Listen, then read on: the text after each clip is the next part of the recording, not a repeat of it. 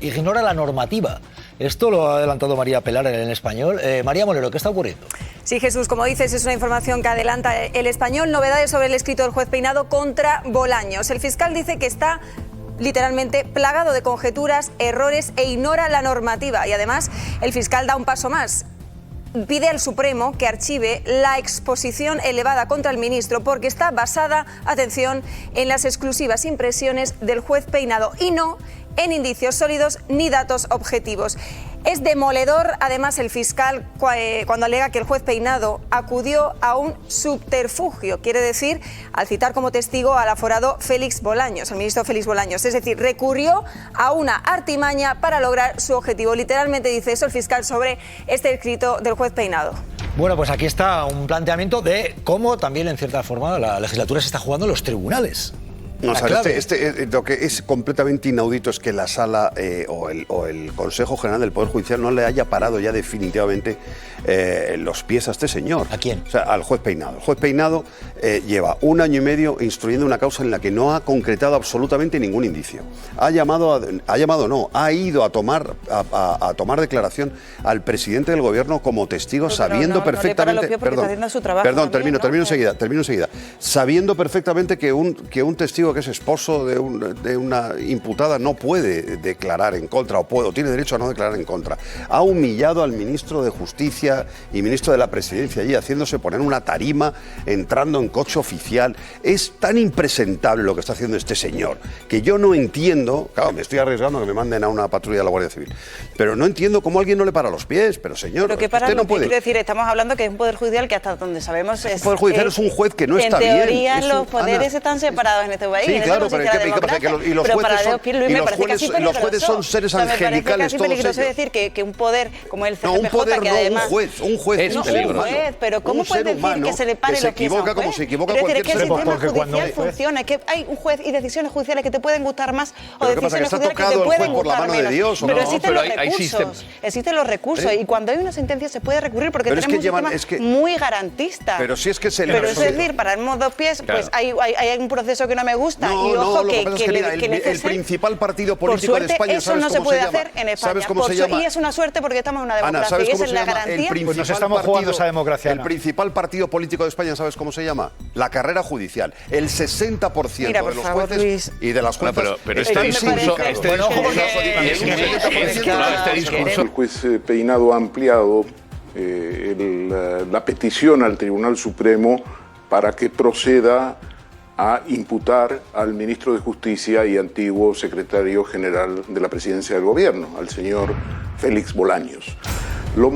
Es importante porque no es tanto lo que dice Peinado, sino que aporta una decisión del mes de junio de la sección 23 de la Audiencia de Madrid, donde le da al juez Peinado el mayor apoyo, el mayor respaldo que nunca le había dado la Audiencia de Madrid.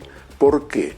Porque dice los jueces de la sección 23 de la Audiencia de Madrid que se ha generado con la colaboración de la asistenta de Begoña Gómez, Cristina Álvarez, en el seno de la Moncloa, una estructura, una trama en la Moncloa que se aprovecha de la influencia áurea de la esposa del presidente del gobierno, de Pedro Sánchez, para desarrollar actividades que son de carácter privado. Cita al presidente del gobierno, cita a la Moncloa, dice que es una trama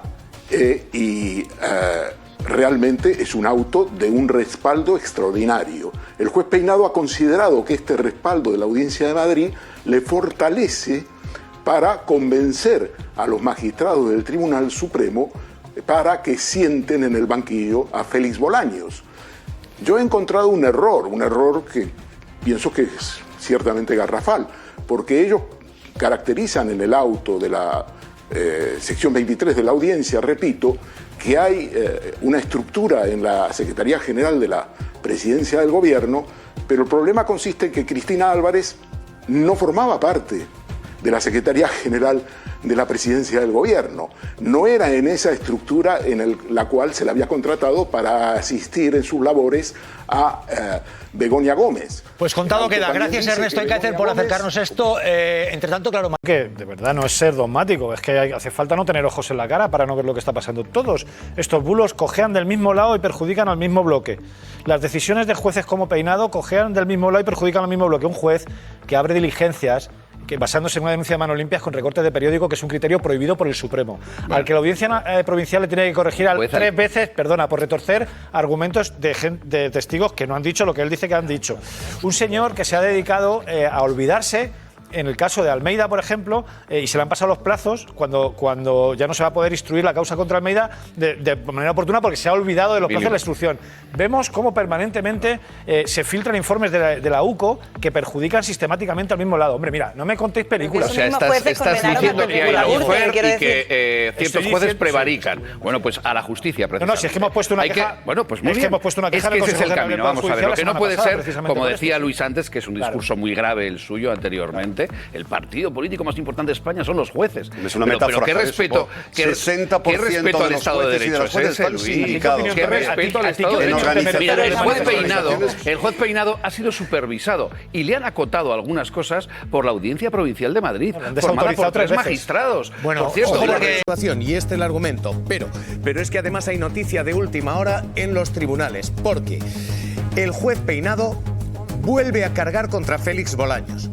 Urge al Tribunal Supremo a que cite al ministro de Presidencia. Peinado no puede hacerlo, pero pide al Supremo que el Supremo lo siente en el banquillo. Pedro Gómez, y lo acaba de hacer hace apenas unos minutos, lo adelantamos aquí. Cuéntanos. Sí, podemos adelantar que el juez Peinado ha mandado un nuevo escrito al Tribunal Supremo en el que, en base a un auto de la Audiencia Provincial en el que avalaba parte de su instrucción y decía que tanto Begoña Gómez como su asistenta podían haber cometido un delito de malversación de fondos públicos, a raíz de ese auto, el juez Peinado dice que ese auto y lo que hace es corroborar que Félix Bolaños también participó de ese delito de malversación. E insiste Peinado en que tienen que aceptar su exposición razonada para que Félix Bolaños se siente a declarar, toda vez que la Fiscalía del Tribunal Supremo ya dijo que esa exposición razonada estaba muy pobre de pruebas y que no tenía ningún indicio contra Félix Bolaños y pedía que se archivara. Telegráfico, el análisis aquí.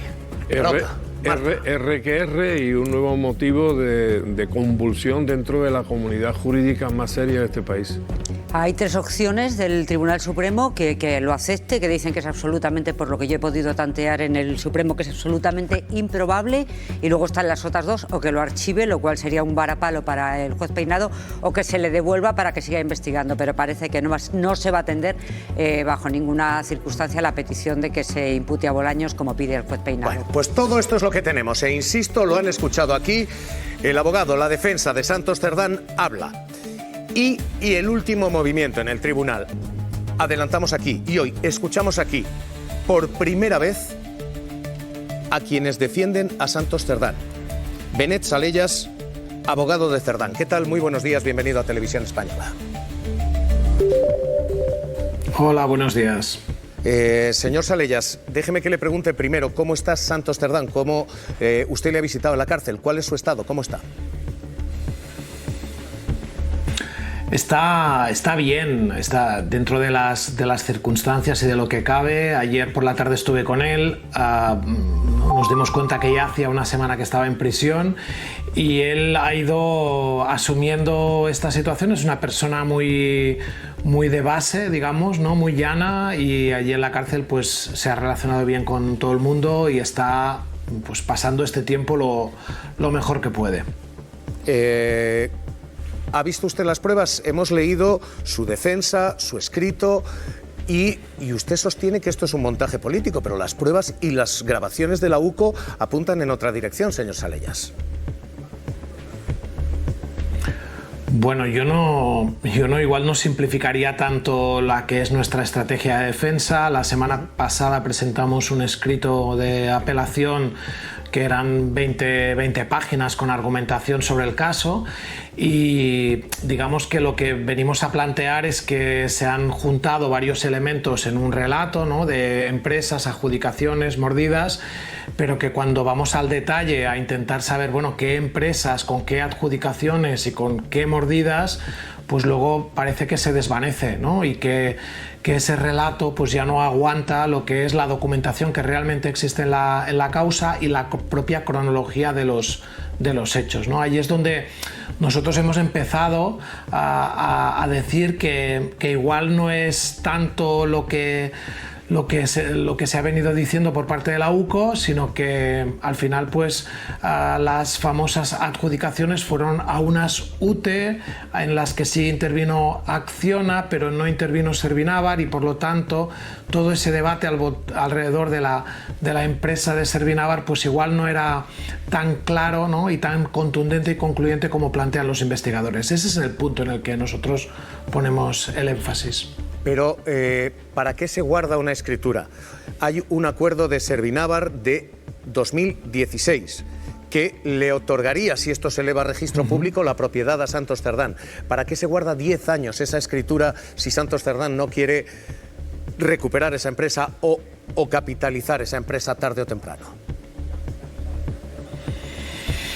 Bueno, de entrada yo creo que es evidente, ¿no? El lugar en el que se encontró era en un trastero donde no solo había este documento, había montones de papeles de documentación. Anchón Alonso ayer lo explicó también en su declaración, es una persona que guarda muchísimos papeles de hace 10, 15, 20 años. Explicó que ese documento por parte de Cerdán se había roto los papeles, habían decidido en ese acuerdo privado que ese acuerdo no iba para adelante, y por lo tanto yo creo que todos sabemos cómo funciona el mundo societario o cómo debería funcionar. Todo lo que no pasa ante notario no tiene efecto alguno, y por lo tanto a día de hoy nosotros podemos decir que el señor Cerdán, digamos desde una perspectiva jurídica de derecho, nunca ha tenido relación con Servinavar. Pero insisto, incluso si la hubiera tenido, que no la ha tenido, pero si la hubiera tenido, las adjudicaciones que se investigan en este expediente, y si vamos a la lista de adjudicaciones que hace la UCO y la lista de expedientes que se han pedido al Ministerio, no hay adjudicación relacionada con Servinavar. Entonces, ¿de qué estamos hablando exactamente en este caso? Escuche las grabaciones, señor Salellas. Lo que estamos hablando es de mordidas, intercambios, favores. La grabación que aporta la UCO es esa de esto no se habla, esto se rompe para no dejar constancia documental. Escuche. Sí, vamos a ver. Quiero que sepas, escucha, pero escucha un momento. Por favor, ¿vale? Bien. Que sepáis que yo lo que tengo hecho, y yo lo tengo, y estoy seguro que no me equivoco. Me puedo equivocar en algo y entonces pediré perdón. 450 se le tienen por 3 horas. Que no voy a decir que yo traigo el papel, lo sacamos y lo vemos. Vale. 50 de las otras dos, que son la vieja y bueno, que no quiero que hables de que no se habla. 70 bueno, que sí, que lo vemos. Ya está. Pero que me quiere decir tantas cosas. Se pone, se ve y se rompe. Es lo que, y se tienen aquí, joder, que no hay, y no habla.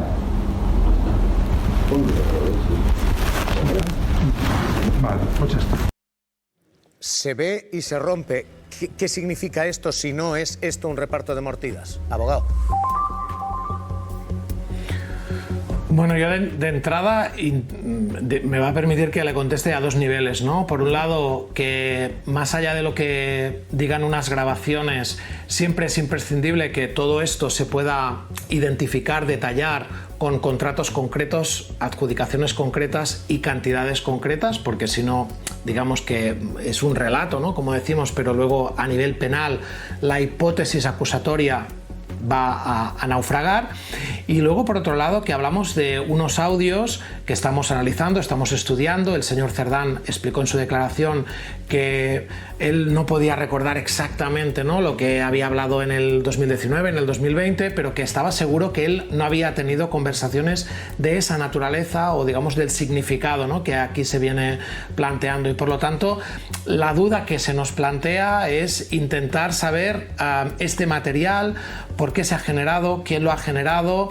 Sabemos, ¿no?, que es en principio el tal Koldo el que grabó esas conversaciones, que es una persona que ha venido siendo desde hace muchísimos años colaborador de la Guardia Civil, y por lo tanto estamos intentando conocer las circunstancias, los motivos y los objetivos por los que se producen esas grabaciones y si realmente esas grabaciones son íntegras, son, digamos, auténticas y pueden ser en su momento material de prueba, ¿no? Pero me gustaría insistir que más allá de lo y usted habla claro atractivo, siempre, ¿no? así que déjeme preguntarle claro. ¿Usted cree que esto está trucado?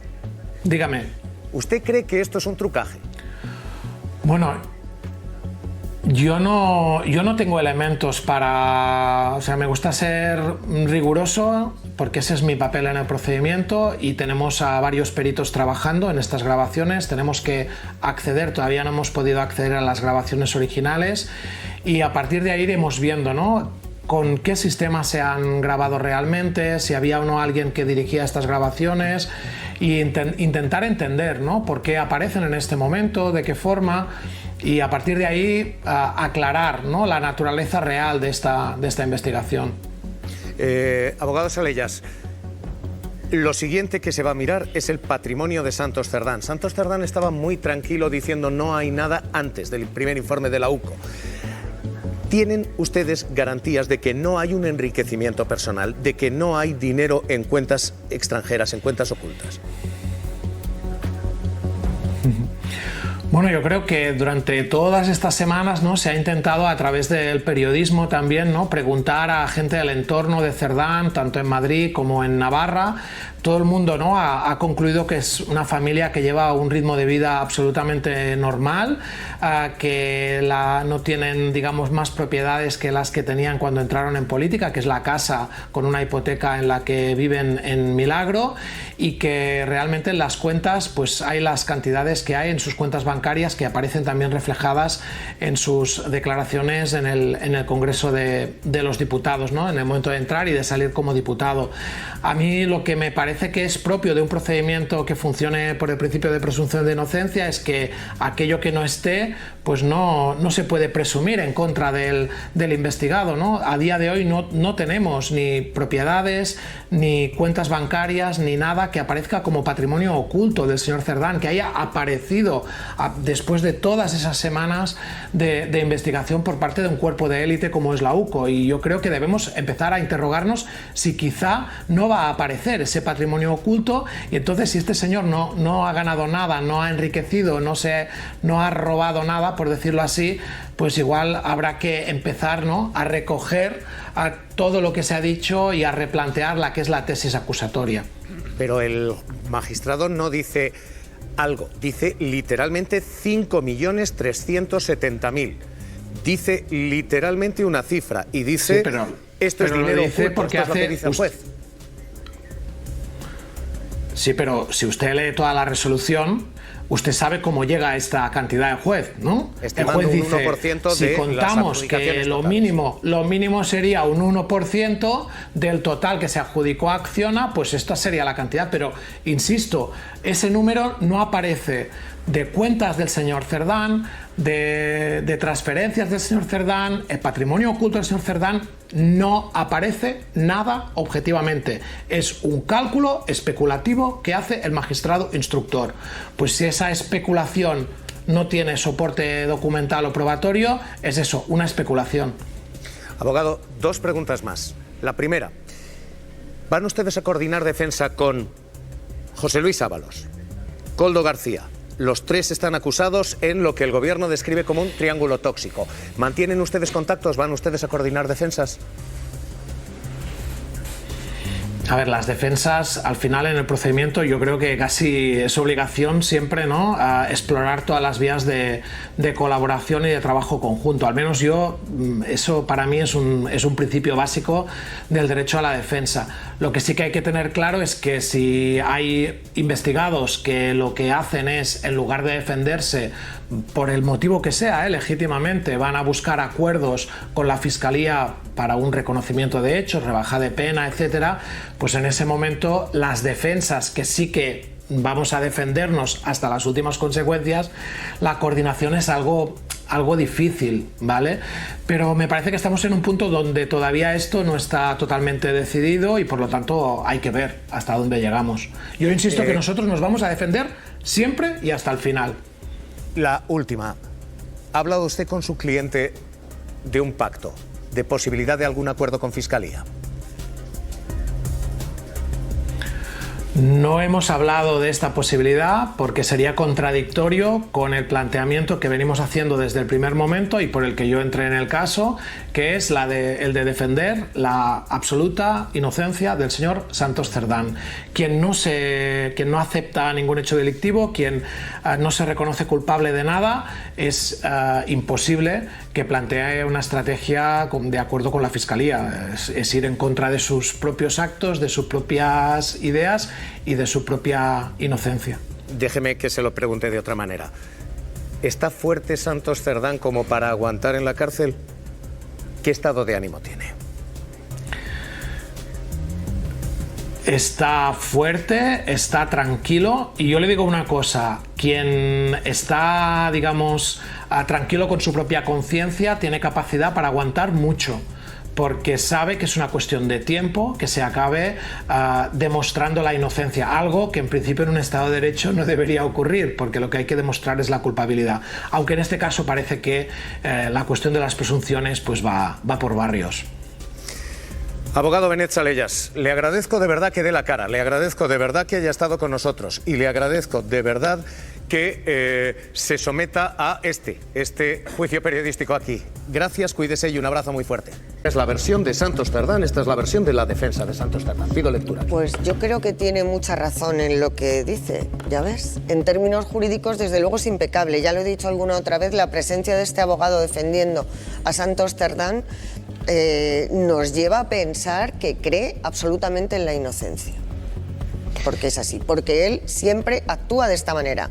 Igual que hay abogados especializados en famosos, otros en narcotraficantes y otros en tal, este señor solo defiende los casos en los que cree. Pero es que además es que jurídicamente tiene motivos.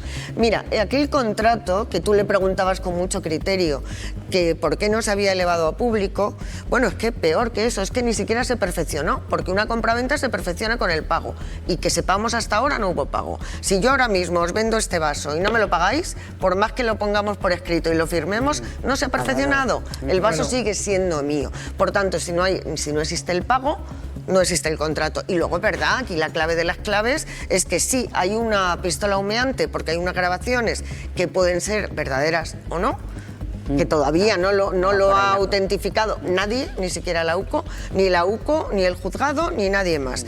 Y luego tenemos esa pistola humeante no contrastada, pero no hay muerto.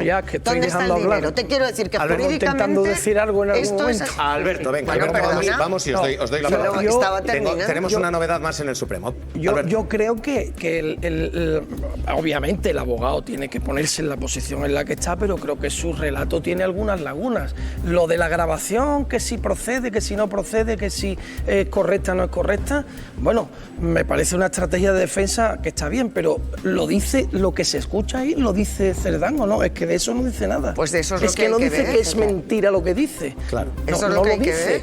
Con lo cual, Cerdán sabrá si ha dicho eso, ¿no? Es un primer lugar. Y en segundo lugar, ha dicho, cuando le ha preguntado por las cuentas, por si tiene cuenta corriente fuera de España, ha dicho, a día de hoy, no sabemos nada.